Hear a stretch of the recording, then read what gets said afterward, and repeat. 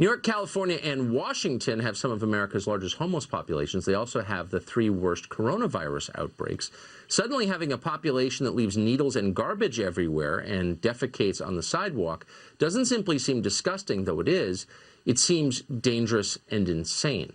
Jason Rance is a Seattle area radio host. He joins us tonight. Jason, thanks so much for coming on.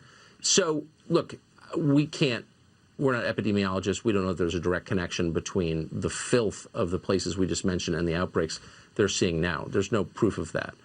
But clearly, this is a wake-up call for cities that you can't have Calcutta-like conditions downtown, no? It should be. I am growing increasingly concerned. The more we hear about what we need to do to make sure that the coronavirus doesn't spread seems to make sense to me because I live in a home and I have access to hand sanitizer, soap, and water. Homeless people do not. We had a case today. You and I last week talked about the potential homelessness crisis and where it intersects with coronavirus. Well, someone last night was put into a motel in a city nearby Seattle. It's supposed to be an isolation site. They suspect that this individual who was homeless has coronavirus. They're waiting for the test.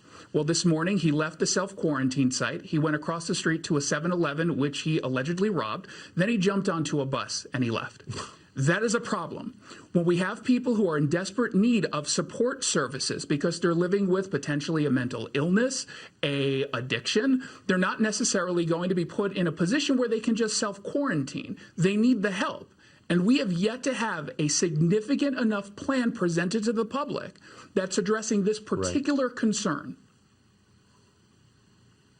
So in other words, if you allow your society to fall apart, as they have in Los Angeles and Portland and Seattle, when a crisis comes, it might collapse completely.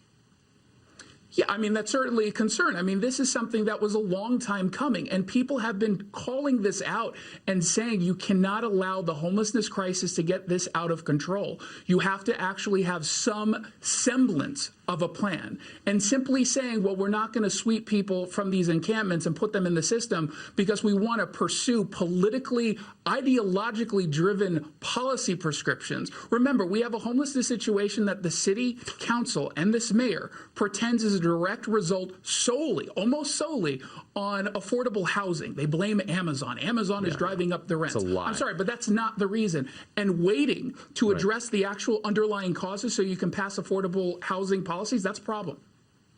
No, totally. And I say this as someone who despises Amazon, and I mean that. I try not to use Amazon as much as I dislike them. But they're not the cause of this. You're exactly right. They're not. Tell the truth. Stop lying. Amen. Jason, great to see you. Thank you. Thank you.